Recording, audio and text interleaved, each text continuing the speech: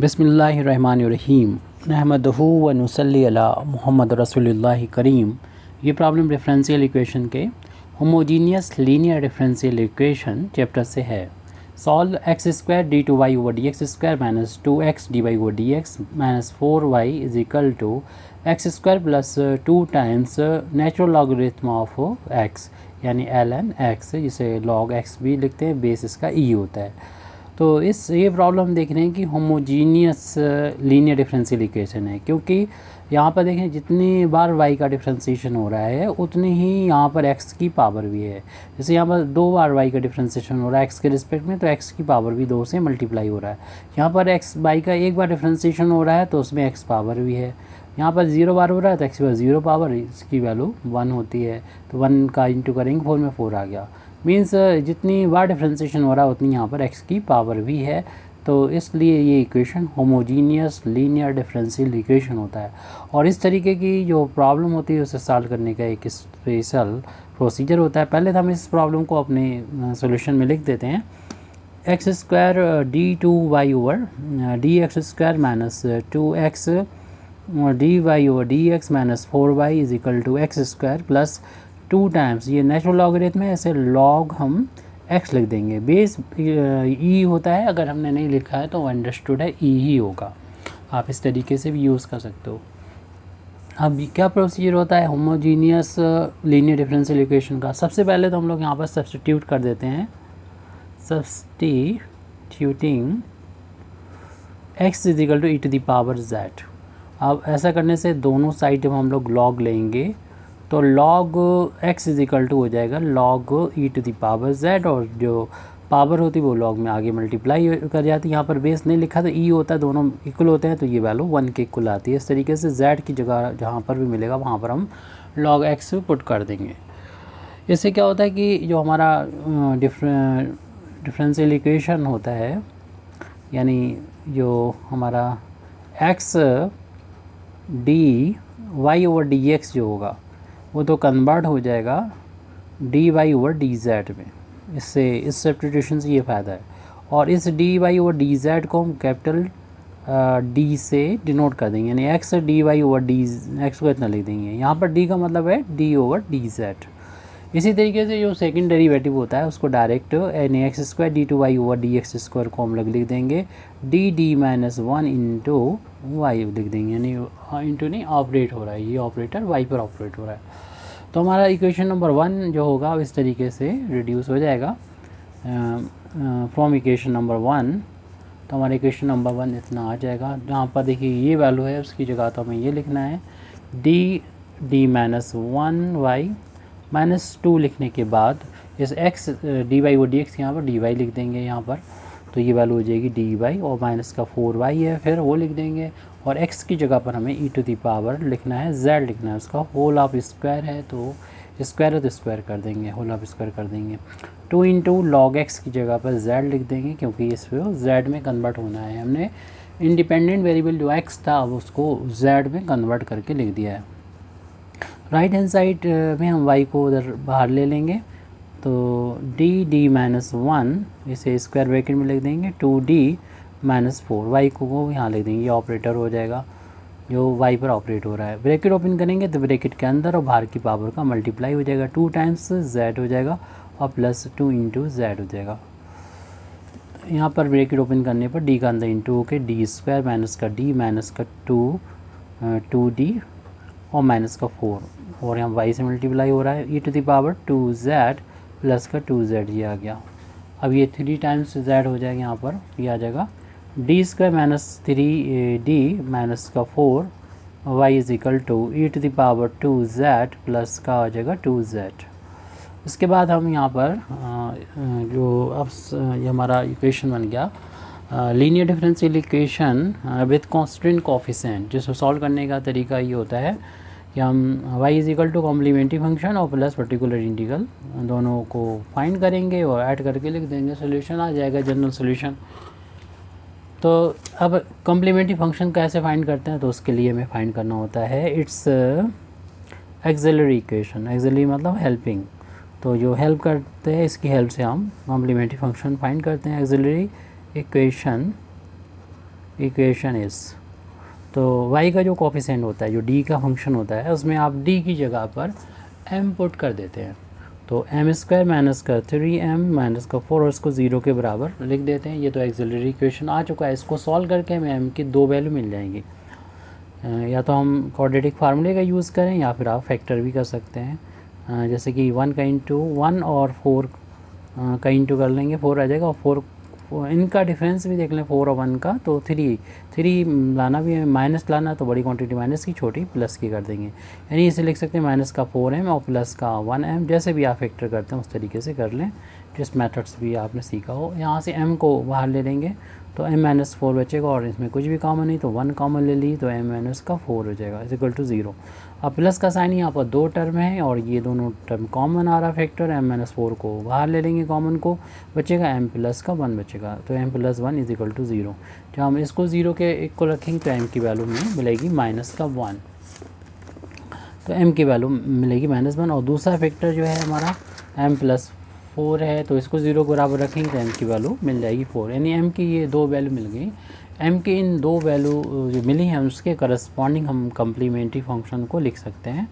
c1 e to the power हो जाएगा minus, और यहाँ पर इंडिपेंडेंट वेरिएबल जो कि पहले x था अब z हो चुका है, तो यहाँ पर z से मल्टीप्लाई करेंगे, इतना ध्यान रखें। प्लस c2 और e टू दी पावर हो जाएगा 4 टाइम्स फिर z से, क्योंकि इंडिपेंडेंट वेरिएबल अब z बन चुका है, क्योंकि हमने जब सब्सटीट्यूट किया था वेरिएबल जो हमारा था इंडिपेंडेंट वेरिएबल x, वो z में कन्वर्ट हो चुका है। लेकिन हम चूँकि हमारा क्वेश्चन हमारा x में है, तो हमारा जो आंसर होगा वो भी x में होगा, इसलिए हम इसे वापस में बदल देंगे।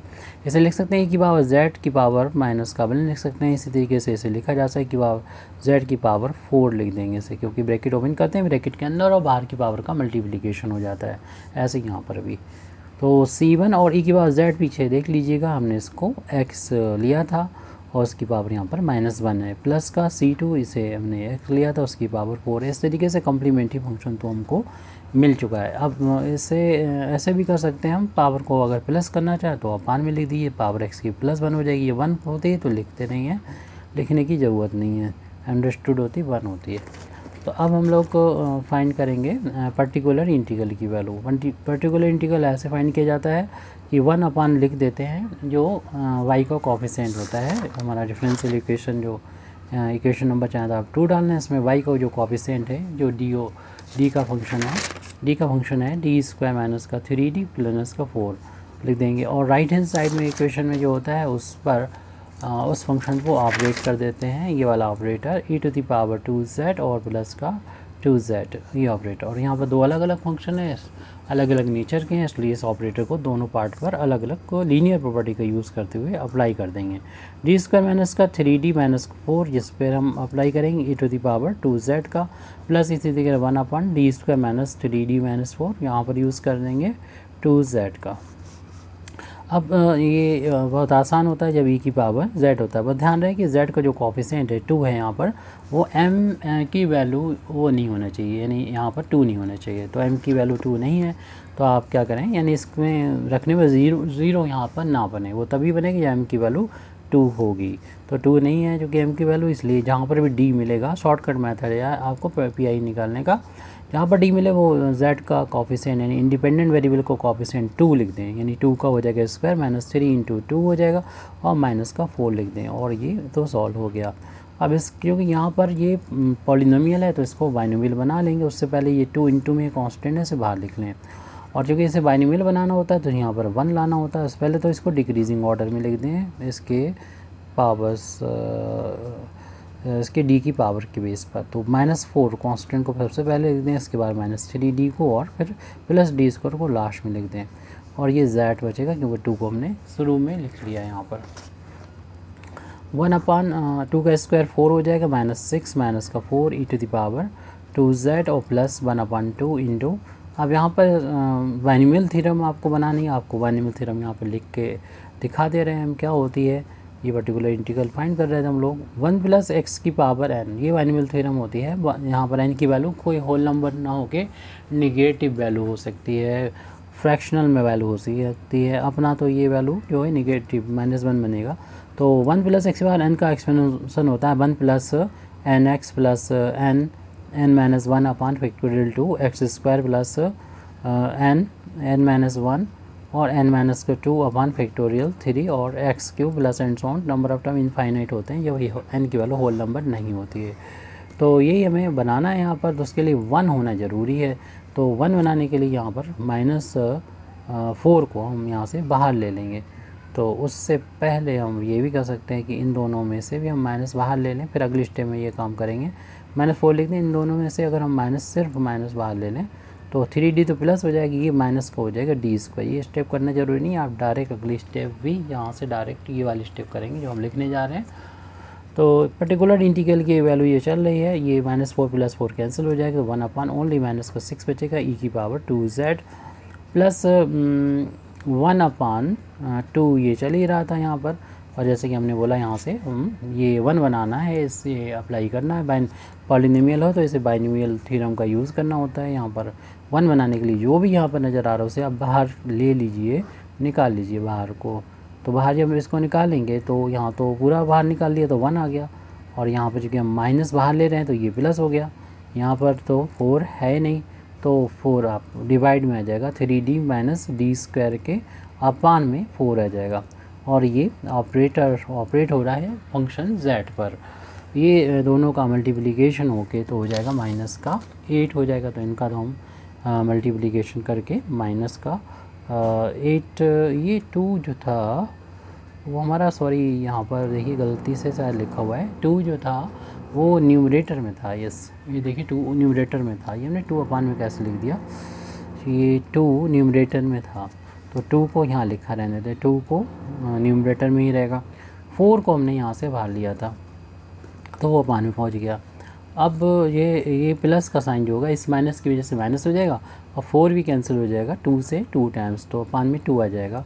तो माइनस यहाँ लगा दिए, 1/2 माइनस का आ जाएगा, और ये माइनस भी यहाँ पर लिख देंगे हम।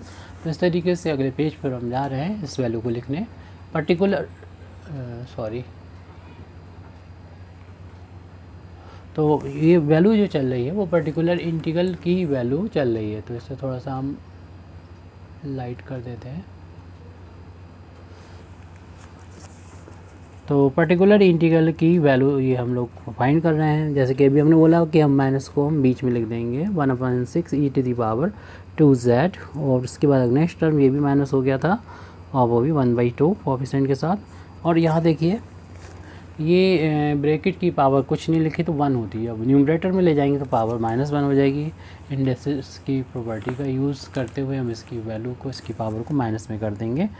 तो 1 प्लस ऐसा इसलिए कर रहे हैं, न्यूमरेटर में ले जाके इसमें हम बाइनोमियल थ्योरम को अप्लाई करेंगे। ये हमारा x का काम करेगा, ये -1 जो है वो है n का काम करेगा।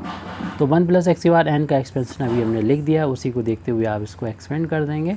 e⁻²z - 1/2 क्या होता है, 1 + n की जगह पर -1 है, x यहाँ पर ये है, 3D - D²। जो हमने फार्मूला लिखा था बाइनोमियल थ्योरम का तो काफ़ी लंबा था, हमने यहाँ पर इसमें 2 ही टर्म लिए क्योंकि 2 भी यूज़ नहीं हो पाएंगे और बाकी टर्म सारे ज़ीरो हो जाएंगे। वो आपको अभी समझ में आ जाएगा जब हम इस ऑपरेटर को z पर ऑपरेट करेंगे, क्योंकि z की जो पावर है 1 है, और हम अगर अगले जो टर्म लेते हैं उसका होल ऑफ स्क्वायर होता तो d की मिनिमम पावर जो होती वो 2 मिलती, d² है। और d² का मतलब क्या है कि z के रिस्पेक्ट में डिफ्रेंशिएशन करना 2 बार। तो हम लोग जानते हैं एक बार डिफ्रेंशिएशन करते हैं z का, z के रिस्पेक्ट में 1 आ जाएगा, दूसरी बार 0 हो जाएगा, ऐसे सारे टर्म जो होंगे 0 हो जाएंगे। इसलिए हमें ये भी नहीं लिखना है क्योंकि ये वाला टर्म भी 0 हमको प्रोवाइड करेगा। -1/6 e⁻²z - 1/2, और ये प्लस माइनस के इंटू माइनस हो जाएगा तो 1 माइनस का 4 भी इसी के नीचे लिख लीजिए तो 1/4 हो जाएगा।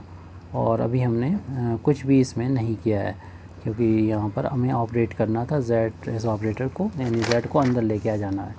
तो -1/6 e⁻²z, आप कुछ स्टेप को छोड़ भी सकते हैं तो डायरेक्ट भी कर सकते हैं। z माइनस का 1/4 और यहाँ पर 3D माइनस का D², और z इस पर ये ऑपरेट हो गया, यानी z हर एक टर्म पे आ गया। तो -1/6 e⁻²z - 1/2, तो इसे तो सॉल्व नहीं करना हो गया। अब ये 1/4 को बाहर रखते हुए ये 3D को अंदर ले जाएं, 3D z पर ऑपरेट हो जाएगा और z² भी z पे ऑपरेट हो जाएगा। ये हमारा पैरेंथेसिस था, तो उसी का यूज़ करें, कोई ज़रूरत नहीं इसका। बाकी टर्म जो होंगे वो ज़ीरो हो जाएंगे, उसी तरीके से ज़ीरो हो जाएंगे जैसे कि ये वाला टर्म ज़ीरो रहेगा। यू जेड का 2 बार जेड के रिस्पेक्ट में डिफ्रेंसिएशन करेंगे ज़ीरो हो जाएगा, क्योंकि हम लोग देख रहे हैं कि इस वाले टर्म में जब एक ही बार डिफ्रेंसिएशन किया है तब तो उसकी वैल्यू आ रही है 3 लिखने के बाद जेड का जेड के रिस्पेक्ट में डिफ्रेंसिएशन 1 आ रहा है, कांस्टेंट आ रहा है, और कांस्टेंट का डिफ्रेंसिएशन जब दोबारा से करेंगे तो वो ज़ीरो हो जाएगा। इसी तरीके से बाकी के सारे टर्म ज़ीरो हो चुके थे, उनको नहीं लिखना है। -1/6 e⁻²z और -1/2 z माइनस का ये ओनली 3 बचा, जिसका 1 में इंटू होके आ जाएगा 3/4 आ जाएगा। इस ब्रैकेट को भी ओपन कर दीजिए, -1/6 e⁻²z -1/2 का z में इंटू हो जाएगा, माइनस माइनस प्लस हो जाएगा, 2 का 4 में इंटू होके 8 हो जाएगा, ऊपर 3 है 3/8 हो जाएगा। ये पर्टिकुलर इंटीग्रल की वैल्यू है। इसको भी हम x की फार्म में बदलना, जिस तरीके से हमने CF को x की फार्म में बदला था, इसे लिखा जा सकता है 1/6 e के बाद z का होल, आप इसको लिख सकते हैं, और आप z की वैल्यू तो रख ही देंगे, डायरेक्ट हमने फाइंड ही कर ली थी इसको। तो -1/6 इसे हमने लिखा था e की पावर जो z है वो x माना, तो ये x का स्क्वायर हो गया, -1/2, तो ये z जो है वो लॉग हमारा x हो जाएगा, प्लस का 3/8। तो पर्टिकुलर इंटीग्रल भी सॉल्व हो चुका है, ये भी आ चुका है। अब हम लिख सकते हैं the general solution, the general solution of given differential equation, जैसे कि हमने शुरू में बता दिया था कि अगले पेज पे देख रहे हैं हम लोग, ये y is equal to complementary function जो आएगा उसे पर्टिकुलर इंटीग्रल में ऐड कर देंगे, मिल जाएगा हमें सॉल्यूशन। तो y is equal to complementary function आया था c1 अपान में x प्लस का c2 इंटू x की पावर 4, तो ये हमें मिला था। और अभी पर प्लस पर्टिकुलर इंटीग्रल इसमें माइनस में है, ये तो हम ब्रैकेट में लिख देते हैं, -1/6 x² और माइनस का 1/2 log x और प्लस का 3/8 इसको हम ऐसे भी लिख सकते हैं y is equal to c1 upon x plus का c2। ब्रैकेट ओपन कर देंगे, ये प्लस माइनस माइनस हो जाएगा, 1/6 x², प्लस का साइन है, अंदर के जैसे साइन है वैसे ही रहेंगे, -1/2, और इस लॉग को उसी फार्म में लिख दीजिए जैसे क्वेश्चन में दे रखा था, यानी नेचुरल लॉगरिथम। वैसे ही ये भी नेचुरल लॉगरिथम है, बेसिस का नहीं लिखा तब भी ई होता है, माना जाता है, प्लस का 3/8। इस तरीके से अपनी ये प्रॉब्लम कंप्लीट हो जाती है। Thank you very much Indeed for listening me, व आखिर दावाना अल्हम्दुलिल्लाहि रब्बिल आलमीन।